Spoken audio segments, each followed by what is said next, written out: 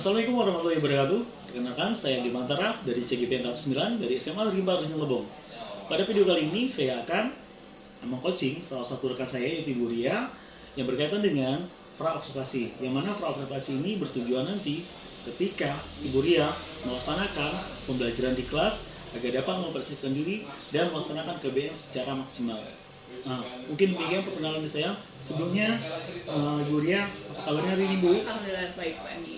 Oh ya, Bu Ria, boleh perkenalkan diri terlebih dahulu, Bu Ria? Oke, perkenalkan nama saya Nur Apriana Ningsih. Jadi saya mengajar bahasa Indonesia di kelas 10. Alhamdulillah, Bu Ria. Oh ya, Bu Ria, hari ini kita akan mengadakan berbincang-bincang berkaitan dengan nanti kegiatan KBM yang akan Ibu laksanakan di kelas 10 tersebut.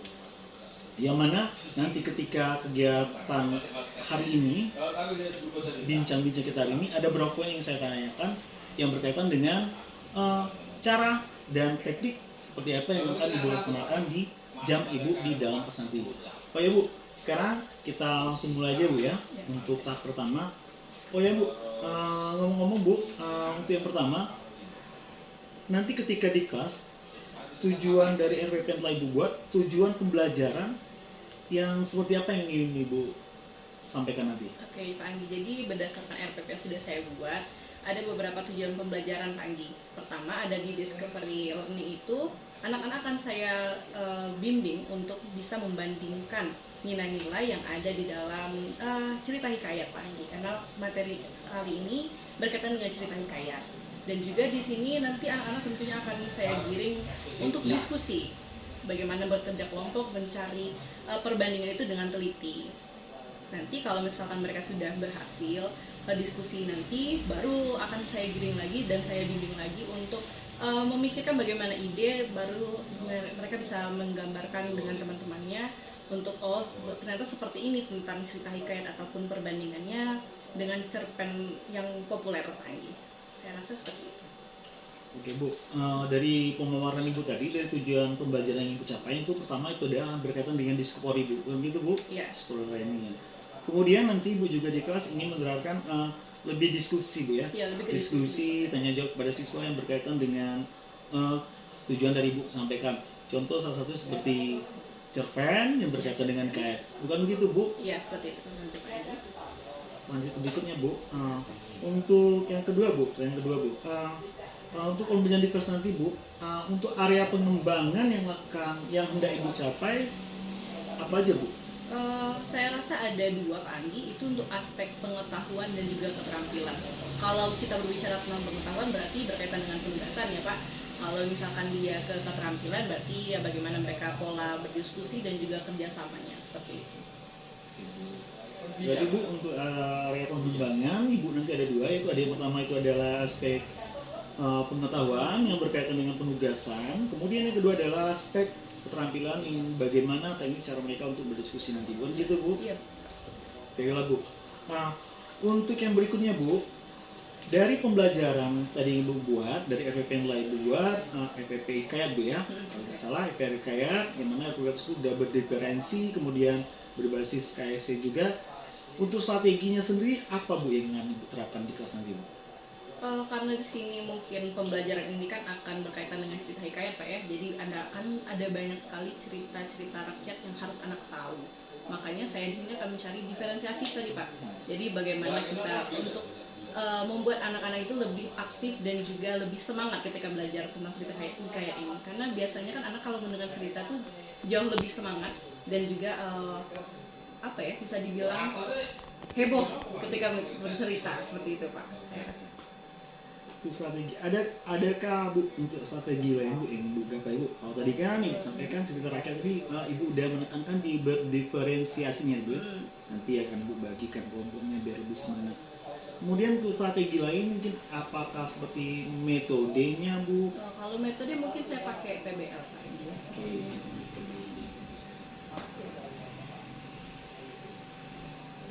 Oke. Untuk strategi pembelajaran tadi Ibu lebih ke yang strategi ya, berdiferensi tadi itu lebih berdiskusi Bu ya, tanya jawab pada siswa, kemudian nanti metode itu ada PBL, problem learningnya Bu, lebih ke sana. Kemudian Bu, kira-kira Bu ya, dari apa yang saya tanyakan tadi untuk gambaran Ibu nanti di kelas ketika melaksanakan pembelajaran, adakah lagi mungkin yang perlu Ibu persiapkan di kelas? Saya rasa tentunya pakai ini mungkin ya Pak, menggunakan LCD ya, proyektor. LCD. Jadi saya tambahkan PowerPoint yang cari gambar yang menarik, sehingga anak-anak itu lebih begini rasanya ketika belajar, yang ceritanya mungkin agak sedikit berbeda dengan bab-bab sebelumnya Pak. Kita tambah ice breaking gitu ya, mungkin biar lebih semangat lah anak-anak ini gitu. Itu luar biasa Bu sekali.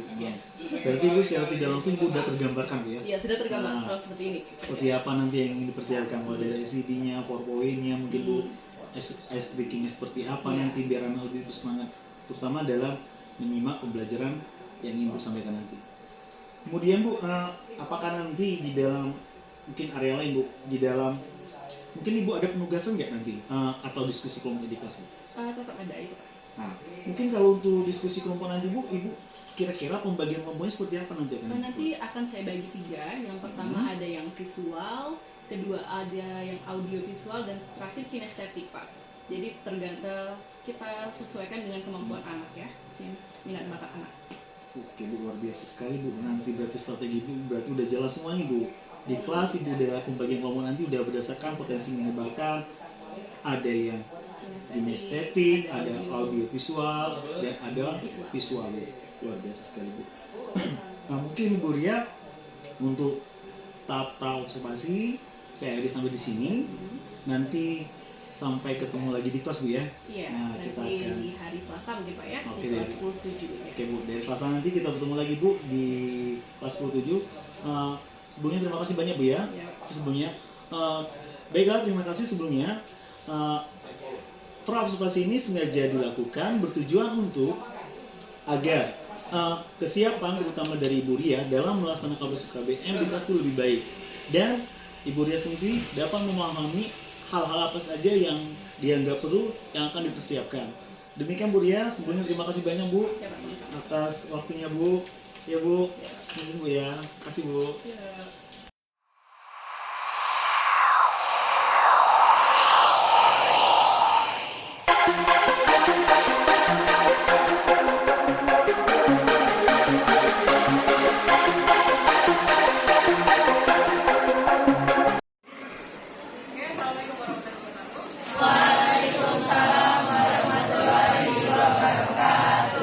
Bersedia. Disalami kepada Ibu Guru.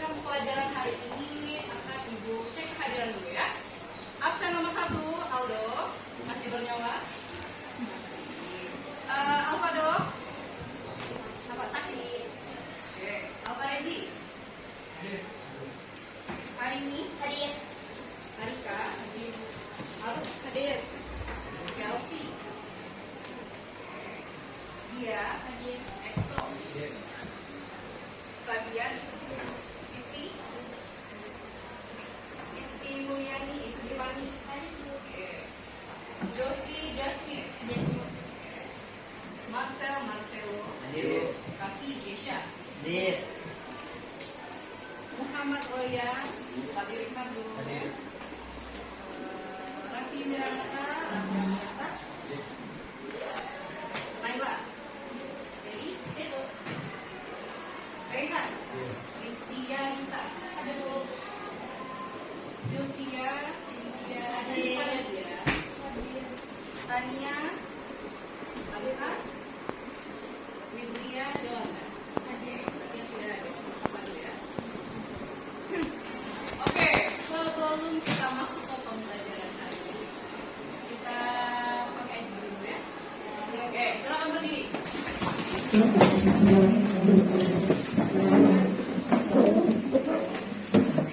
Gerakan SDV ini akan Ibu berikan ketika kalian sudah masuk di fase sangat menyenangkan. Seperti yang dibicarakan sebelumnya, karena kalian sudah masuk dalam kategori yang paling Ibu sayangi. Sampai ada Instagramnya, username-nya apa? Anaknya Mama Maria. Berarti sangat ada di hati. Ya, oke. Persiapan diri. Silakan ikuti Ibu bernyanyi ya, oke? 1, 2, 3. Aku teko kecil, gemuk dan pendek. Ini corongku, ini tangkaiku. Ketika ku mendidih, aku memerki. Angkat, tuang ke cangkir. Bisa? Lagi, oke, lagi. Oke, itu dia. Aku teko kecil, gemuk dan pendek.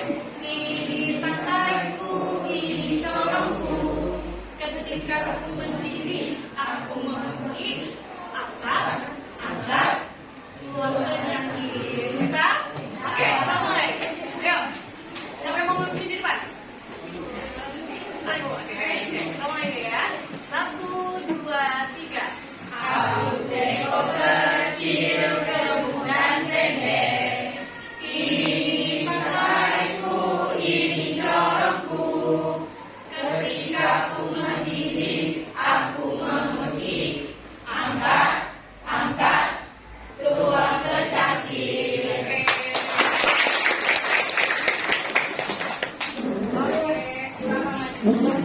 jadi seperti yang sudah Ibu sampaikan beberapa waktu yang lalu, kita akan lanjut ke cerita hikayat, yaitu menelusuri nilai cerpen yang ada nilai cerita yang ada di lingkungan zaman atau namanya cerita hikayat. Kita beralih ke pengertian. Yang namanya cerita hikayat berarti merupakan sebuah cerita lintas zaman atau cerita Melayu yang berdasarkan tentang kehidupan masa lalu atau kerajaan yang tanpa kita ketahui siapa pengarang asli dari cerita tersebut atau disebutkan anonim. Yang kedua, ada yang dinamakan kata arkais. Kata arkais ini adalah sebuah kata yang tidak lazim kita gunakan atau sudah jarang sekali kita temui.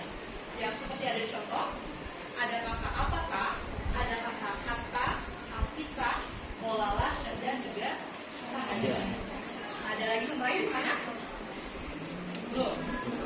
Oke, connect dulu ya. Oke, yang selanjutnya ada namanya karakteristik hikayat. Seperti yang Ibu sampaikan tadi. Ada namanya istana sentris. Yang namanya istana sentris berarti berkaitan dengan istana atau kerajaan. Dan juga ada namanya kesaksian dan juga kemustahilan. Kita berikan contoh. Misal, ketika Raffi Afriansah mengejutkan matanya, seluruh bangunan akan runtuh. Itu sebuah kesaksian dan juga kemustahilan yang akan terjadi.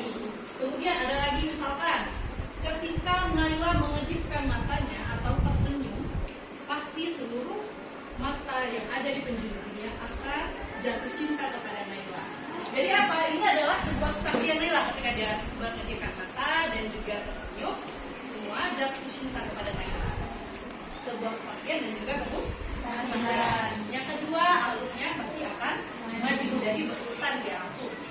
Yang ketiga, adanya sistem kasta di masyarakat. Yang namanya kasta ini berarti berkaitan dengan status sosial. Misalkan ada yang namanya si kaya dan ada si miskin. Berarti ada bangsawan, ada rakyat jelata. Oke.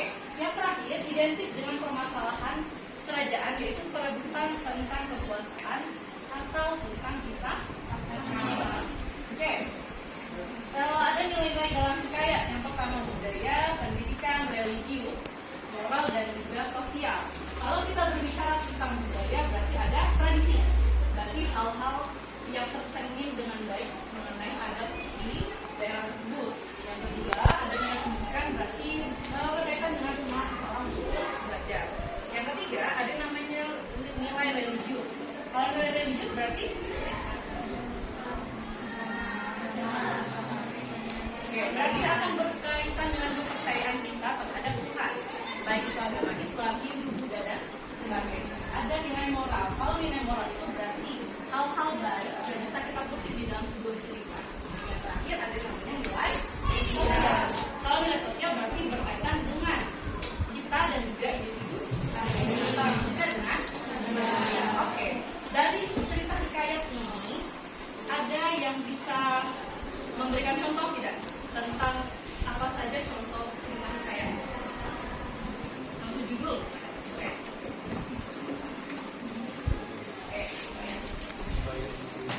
Sembahyang. Itu di gimana?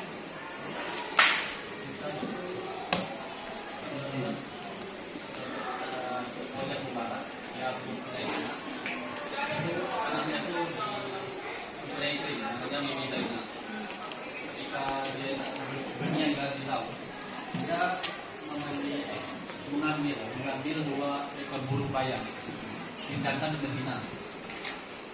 Setelah itu dia berpesan kepada istrinya, kalau dia merasa kesepian maka berbicara kepada 2 burung ini. Ketika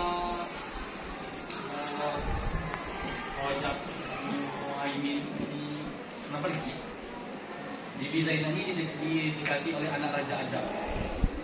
Anak Raja Ajam ini tergoda karena paras cantiknya dari Bibi Zainab. Tergoda dengan tawaran dari anak Raja Ajam, dia pun ingin pergi ke kediaman anak Raja Ajam. Tapi sebelum itu dia berpamitan kepada 2 burung itu.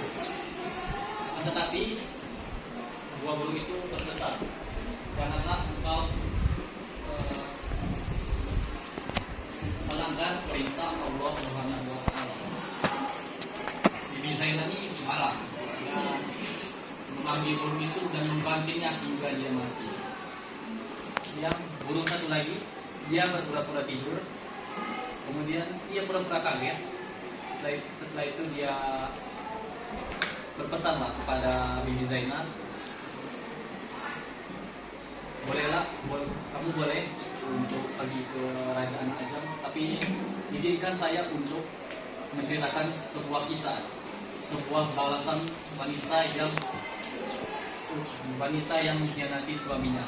Tertarik dengan kisah tersebut, Bibi Zainab pun mendengarkan cerita dari burung tersebut. Setelah mendengar cerita tersebut, Bibi Zainab pun insaf dan tidak akan lagi mendekati lelaki yang lain selain menunggu suaminya yang pergi merantau. Sekian dari saya. Oke, terima kasih. Oke, kita lanjut dari cerita Royan tadi. Kita lanjut ke absen nomor 4. Atas nama hari ini boleh disampaikan nilai apa yang bisa Anda petik dari cerita si Royan? Nilai yang dapat saya petik adalah pertama nilai religius, karena di situ Allah berpesan bahwa jangan pernah mengkhianati suaminya. Kedua, yang dapat kita petik adalah nilai moral. Karena di situ kita bisa jangan pernah mengkhianati seseorang. Mungkin hanya itu saja dari saya dari cerita.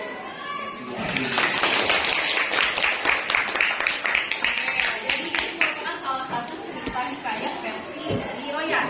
Ya, sekarang Ibu mau bercerita sedikit tentang cerita hikayat yang Ibu pahami ya.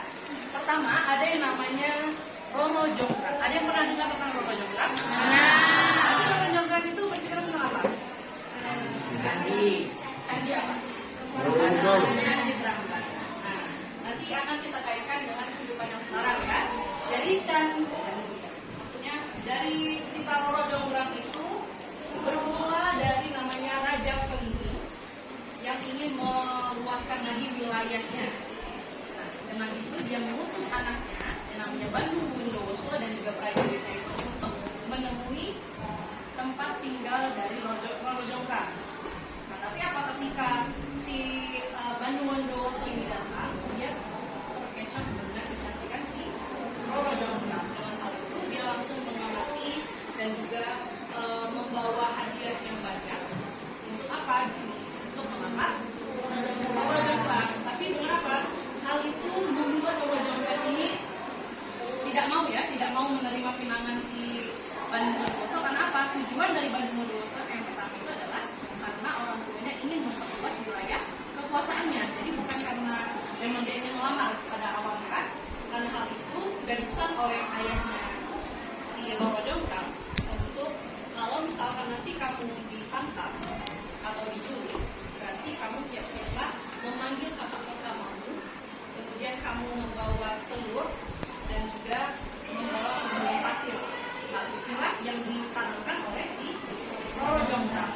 Dia tidak mau mengungkapkan langsung bahwa dia menolak untuk kesekian kalinya, tapi di sini dia memberikan syarat yang sukar sekali kita telaah dengan nalar ya.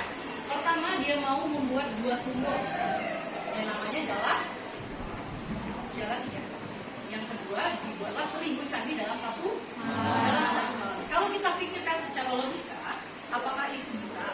Tidak bisa. Hal itu tidak akan bisa kalau tanpa adanya kesaktian dan juga kemusnahan. Karena kesaktian itu akan terjadi ketika kita sudah berpegang teguh dan juga meminta bantuan si jin. Jadi apa? Bandung Bondowoso melancarkan aksinya itu dengan apa? Dengan meminta bantuan si jin. Nah, kalau dengan bantuan si jin, dalam berapa menit pun pasti akan selesai. Kalau kita dengan manusia, itu tidak. Karena apa? Itu sebuah kemustahilan. Kalau kita tidak benar-benar sakti, tidak punya ilmu hitam, ya, maka semua itu tidak akan bisa. Oke, dengan terwujudnya atau bisa terlaksananya untuk pembuatan candi dan juga sumur itu tadi, si Roro Jonggrang ini mulai merasakan gundah gulana, mulai merasakan galau kalau zaman sekarang ya, menyebutnya karena apa? Karena dia tadi mau menolak dengan memberikan syarat yang sangat luar biasa susahnya, tiba-tiba dipenuhi. Terus apa? Akhirnya Roro Jonggrang dan juga daya-daya ini membuatlah sebuah ritual untuk membuat seolah ini sudah pagi.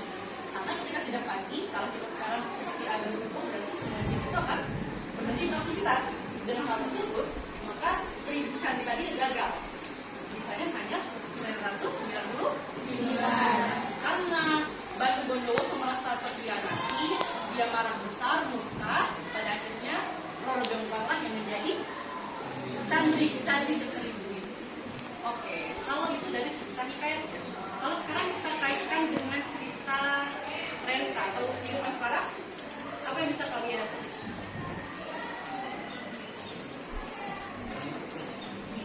Jadi apa? Kita jangan terlalu memaksakan kehendak diri kita sendiri. Kalau misalkan Allah sudah menolak, ya selesai. Dan juga di sini kita bisa ambil keputusan ya. Kalau misalkan tidak suka dengan orang, maka lebih baik kita tolak. Jangan misalkan nanti Cynthia dilamar sama Marcel. Ya, soalnya Cynthia ini menolak, tapi tidak mau langsung menolak. Dengan syarat Cynthia minta, saya mau uang maharnya 100 juta ditambah 30 gram emas, ditambah 2 unit mobil, ditambah lagi 1 rumah mewah. Semua itu dipenuhi dengan Marcel, misalkan, dalam 1 malam atau dalam beberapa bulan. Akhirnya apa? Cynthia tidak bisa menolak karena semua persyaratan sudah terpenuhi. Tapi ketika Marcel sudah mendapatkan Cynthia, kemudian akhirnya Marcel semena-mena dengan Cynthia, siapa yang salah? Ya. Bisa dua-duanya kan? Yang satu tetap memaksakan kehendaknya dan menjadi semena-mena, yang kedua tidak mau menolak, akhirnya tersiksa lebat. Jadi itu ya yang bisa kita kaitkan dari zaman dahulu ke zaman sekarang. Ya, karakteristik ketika kita belajar hikayat dan juga cerpen biasa akan berbeda karena kenapa? Lalu ketika cerita pendek populer itu akan bisa jadi maju mundur, bisa maju saja. Sedangkan kalau dia cerita pendek pasti lalu maju. Yang mana kita setting? Oke, visual, audio visual. Ada 2 kelompok ya. Jadi masing-masing kelompok silakan melakukan tugasnya masing-masing sesuai dengan Fashion yang sudah edukasi. Kalau ada yang visual berarti audio visual, kalau dia kinestetik pasti kinestetik, kalau dia yang visual berarti visual. Oke, silakan kerjakan diskusi dengan kelompok masing-masing.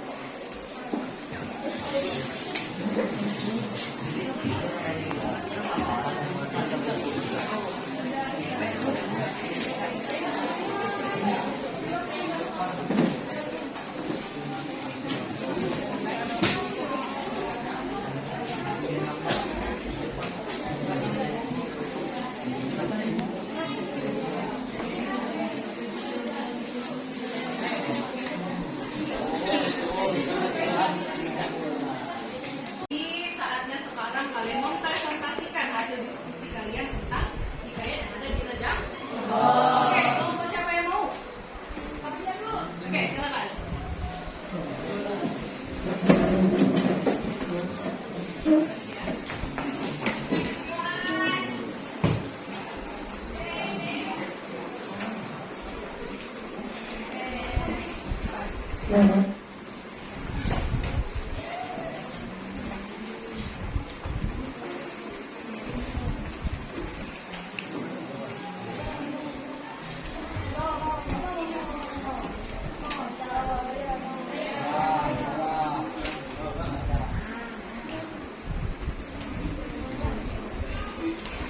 Assalamualaikum warahmatullahi wabarakatuh. Waalaikumsalam warahmatullahi wabarakatuh.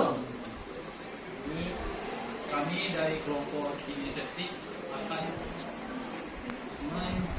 mempresentasikan tentang Cerita daerah Rejang Lebong yaitu Bulalang Deret.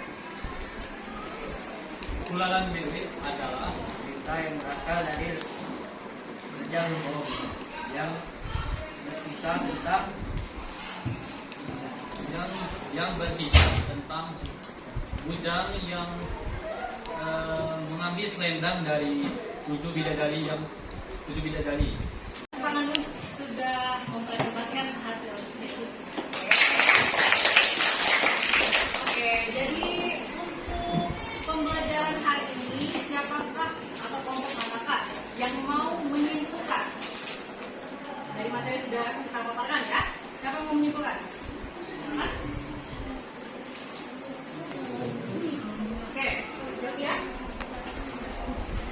Hikayat adalah cerita yang bercerita tentang kisah zaman dulu yang membahas tentang kerajaan yang tidak tahu siapa yang pencipta atau menemukan cerita tersebut.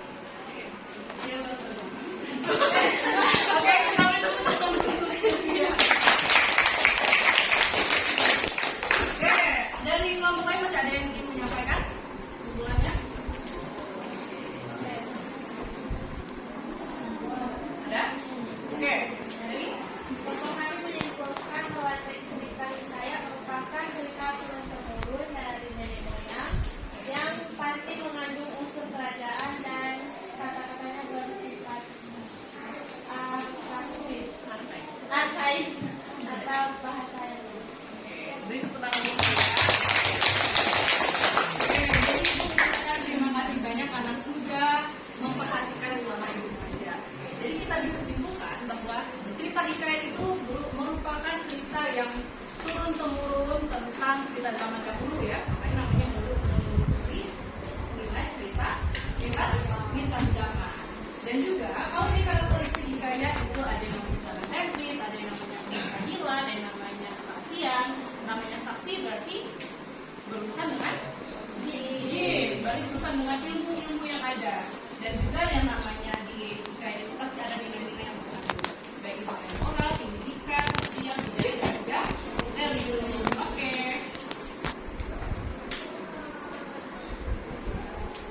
Oke, jadi setelah semuanya sudah selesai pembelajaran kali ini, untuk merefleksi diri, Ibu sudah mengirimkan link di grup kelas kalian untuk kalian kerjakan. Silahkan cek kuisnya di grup. Sudah ada?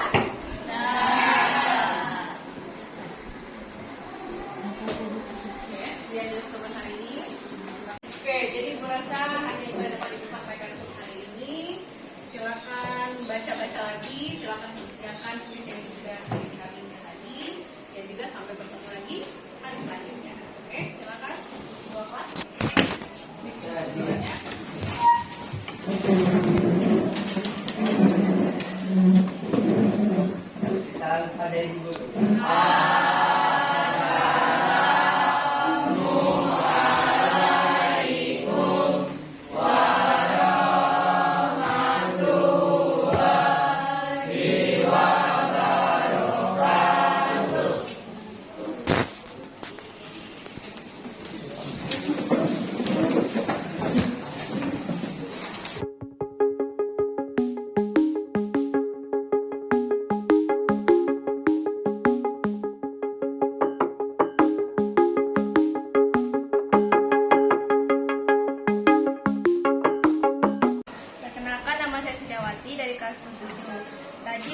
belajar sama Bu Ria kan, belajar tentang teks hikayat. Nah, kalau sama Bu Ria tuh belajarnya tuh asik, bahagia juga karena sama Bu Ria tuh belajarnya santai, enjoy. Jadi enak lah belajar sama Bu Ria tuh, juga wawasan Bu Ria tuh banyak. Jadi kita banyak tahu hal-hal baru dari Bu Ria. Ini baru udah belajar sama Bu Ria, dan pelajarannya itu asik sekali, menyenangkan. Dan Bu Ria juga banyak ngasih tahu informasi terbaru. Banyak juga ngasih tahu informasi tentang Indonesia yang belum kami ketahui. Menjelaskannya mudah dimasuki akal